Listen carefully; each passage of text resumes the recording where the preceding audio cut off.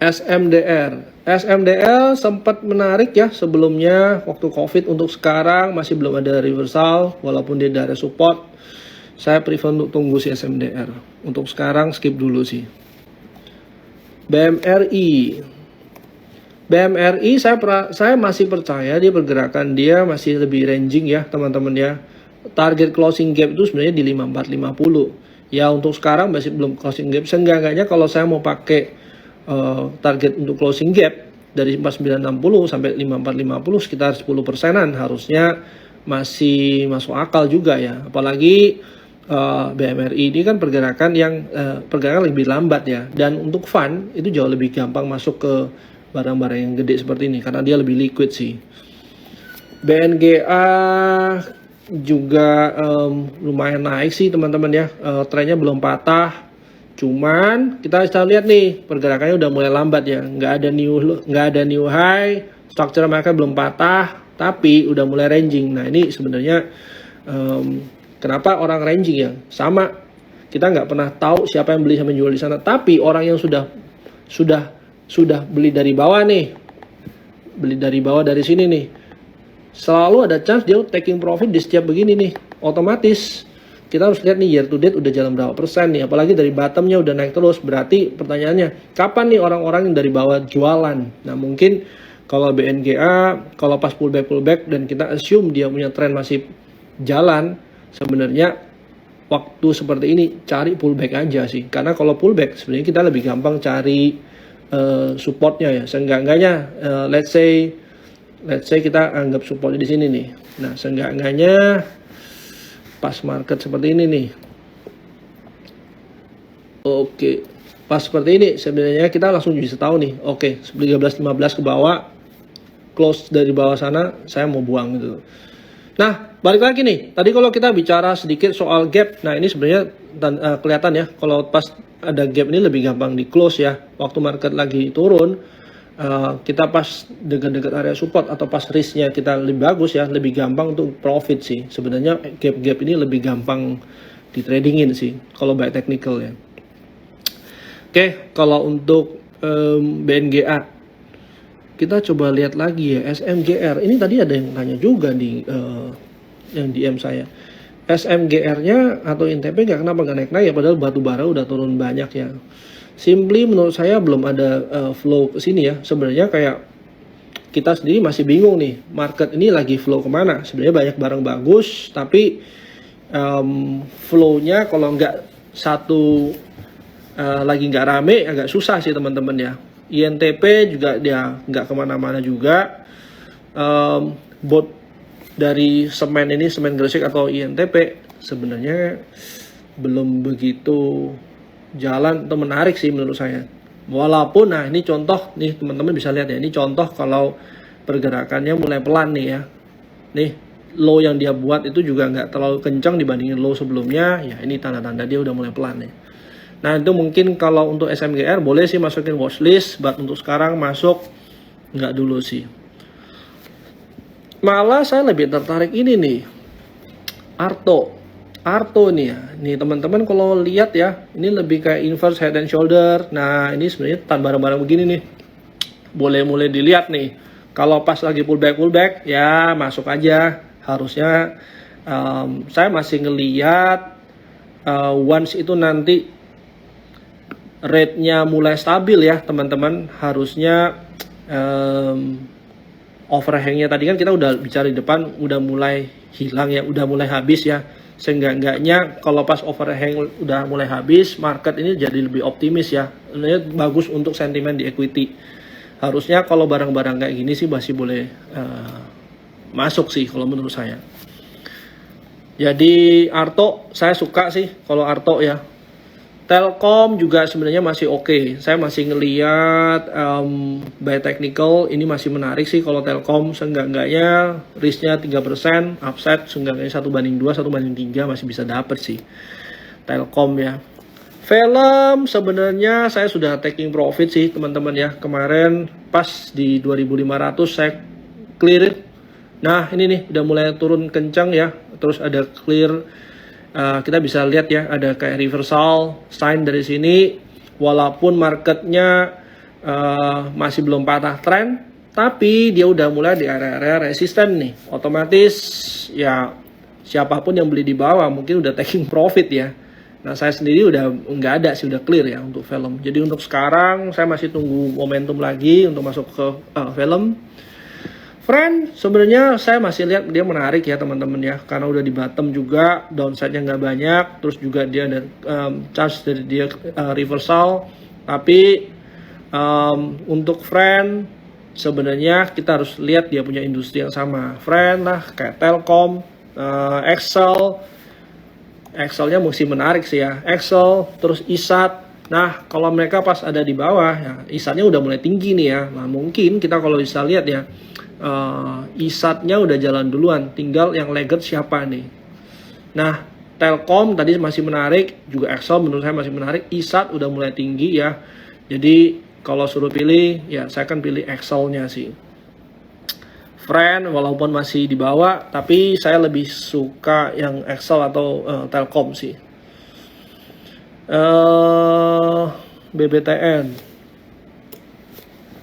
BBTN sih pergerakannya masih ranging di sini, tapi mungkin gini deh, kita masih lihat ya laporan inflasi gimana. Kalau inflasinya bagus, sebenarnya kan kita bisa lihat bagus untuk kredit rumah dan lain-lain ya. Nah, harusnya secara konsensus itu ya, yang menarik nanti kita bisa ngelihat mungkin kali ini Bank Indonesia tuh akan lebih agresif untuk turunin suku bunga dibandingkan negara-negara lain duluan sekitar bulan Agustus September ya, konsensus. Nah, itu kalau kejadian sebenarnya kan market udah mulai ngelihat akan ada perubahan yang positif ya. Nah, dari situ sebenarnya chance atau sebenarnya peluang yang bagus untuk kita lihat saham-saham properti sih. Karena tunnel yang sebelumnya gelap itu sekarang udah mulai kelihatan titik terangnya. Nah, sekarang kalau kita punya tesisnya seperti itu, berarti kita bisa prepare nih emiten-emiten yang berkaitan sama ini ya, mungkin ya properti, termasuk banksnya. Nah, itu mungkin teman-teman bisa sambil perhatiin aja ya. BBKP sebenarnya balik lagi ya, ini saya masih belum melihat BBKP menarik sekarang ya. Ceritanya harusnya lebih menarik tahun depannya sih. Jadi untuk BBKP saya skip dulu. NCKL ya ini ada rebound ya teman-teman ya. Memang lumayan sharp reboundnya. Tinggal apakah dia akan terusin ini kan lebih kayak V-shape ya. Apakah dia akan bertahan di sini atau minimal ranging aja mungkin udah bagus, dan seenggaknya saya mau lihat itu dulu ya ke depannya selama 1 minggu ke depan sih. PGO Pertamina, nah ini mungkin lebih menarik sebenarnya daripada yang tadi ya. Ya kalau pullback di 845 harusnya saya masih lihat chance yang bagus untuk masuk ya. Berarti kita berharap ya marketnya nggak begitu bagus dulu ya kalau dia pullback ya. Tapi ya let's see ya, menurut saya masih ada chance ya naik sih kalau untuk PGO. MTech ini udah lama saya nggak lihat. Untuk MTech untuk sekarang masih belum menarik sih dilihat ya. MTech Cepin. Nah, kalau Cepin nih kemarin sempat ya dibahas sama Bernard ya, dia call dari bawah sih. Nah, untuk sekarang saya masih ngelihat bisa sih kita mau spek untuk masuk harga sekarang. Kalau untuk Cepin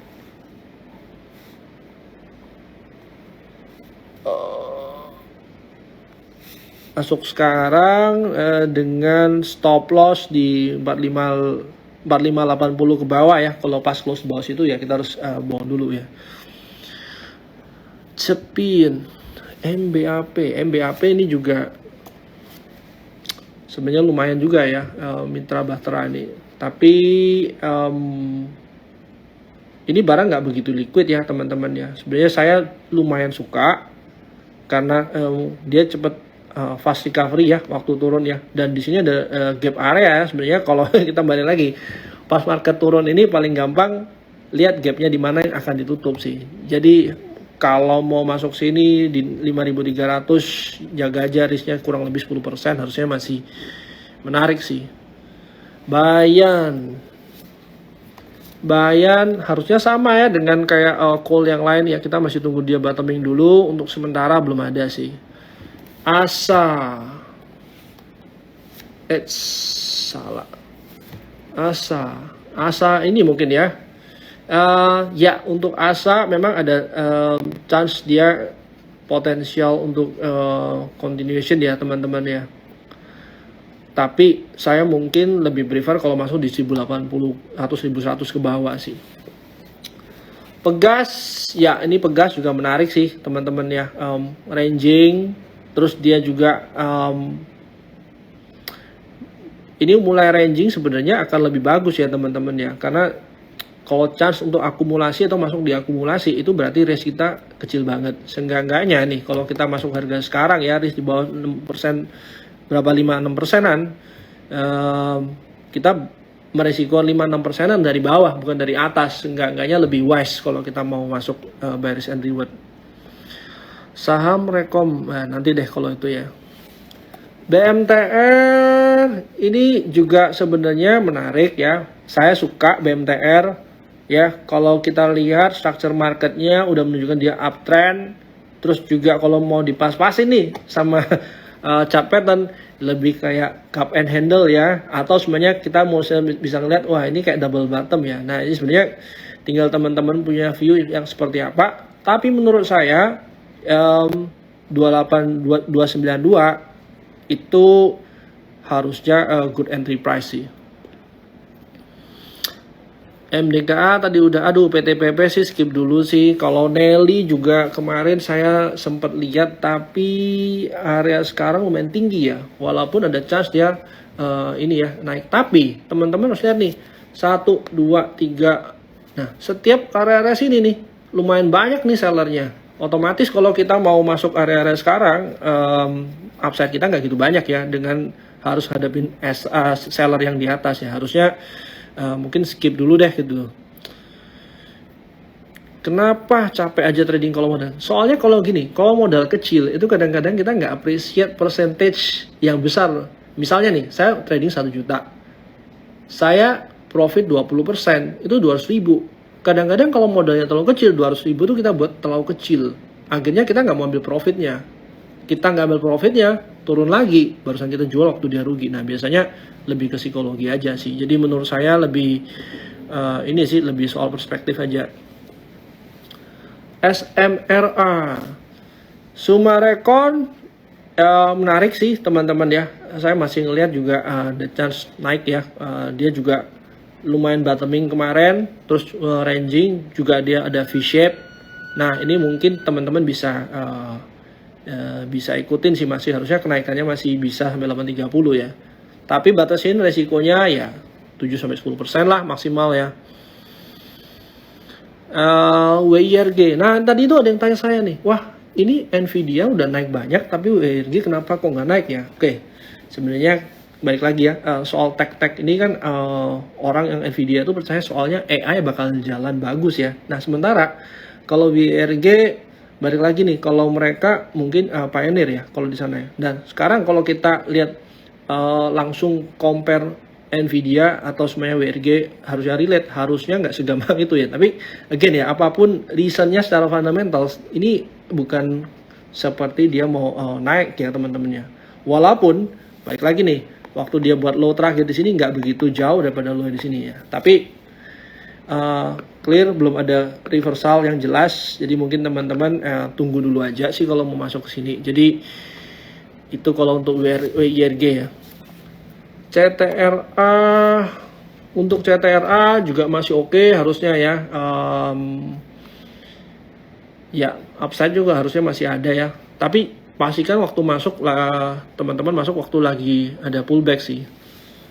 NISP juga saya ngelihat udah mulai tinggi sih ya. Kalau masuk sekarang kayaknya takutnya ketinggalan di atas, orang pada taking profit sih.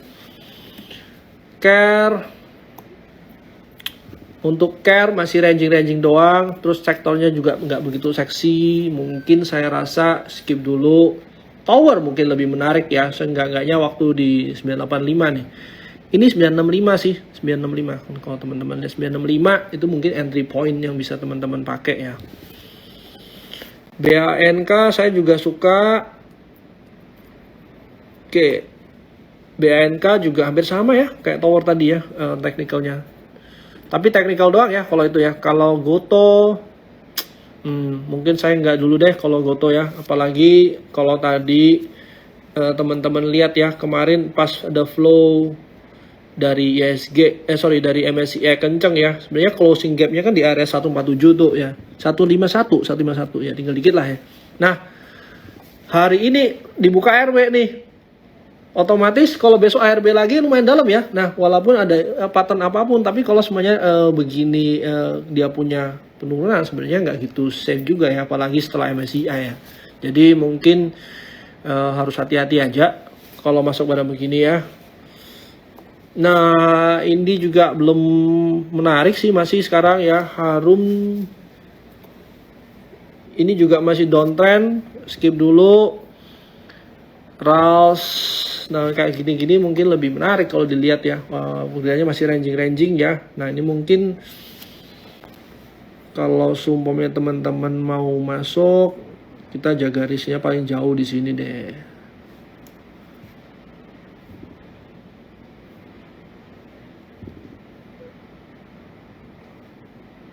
Oke, risknya di situ, rewardnya kurang lebih 8% ya. Seenggak-enggaknya kita bisa lihat pergerakannya di sini lumayan ranging ya. Seenggak-enggaknya barang ini juga kalau biasanya tahun politik kita masih ngelihat barang-barang yang sektor consumer ini masih lebih menarik sih gitu ya teman-teman. Pewon sebenarnya nggak kemana-mana juga ya. Kita mesti lihat Pewon pergerakannya di sini-sini doang ya, dari dulu sampai sekarang pergerakannya maksimal ya sini-sini doang. Rada boring ya teman-teman ya, walaupun dia secara company bagus sih. Elsa, oke, kita bisa lihat Elsa juga rada boring ya teman-teman ya, kurang lebih sampai 372. Saya harap masih bisa melanjutkan kenaikannya ya. Juga yang paling penting nih, structure marketnya belum patah sih. Nah teman-teman, mungkin saya jawab beberapa pertanyaan lagi ya. BSDE lumayan sharp ya penurunannya teman-teman ya. Terus teman-teman kalau mau tahu ini masih menarik apa enggak, gampang sebenarnya. Kita lihat aja year to date dia sebenarnya udah naik berapa persen, 30%. Untuk sektor properti naik 30% lumayan banyak ya 1 tahun ya. Apalagi sektor properti ini kalau nggak jalan satu industri sebenarnya agak berat. Karena kalau dia sekali jalan satu industri dan jalannya lumayan panjang. Nah mungkin belum ada momentumnya ke sana, jadi mungkin kalau pas begini ya pullback bukan berarti dia pullback langsung dimakan ya. Tapi kalau teman-teman melihat jangka waktunya agak panjang, ya sebenarnya ini masih menarik sih. 4% risk mungkin agak kecil, saya rasa sih taruh 7-10% sih kalau untuk ini. Best juga udah lumayan lama, kita sempat ngobrol, udah naik ya 17% ya. Sekarang mungkin gak dulu, kalau masuk sekarang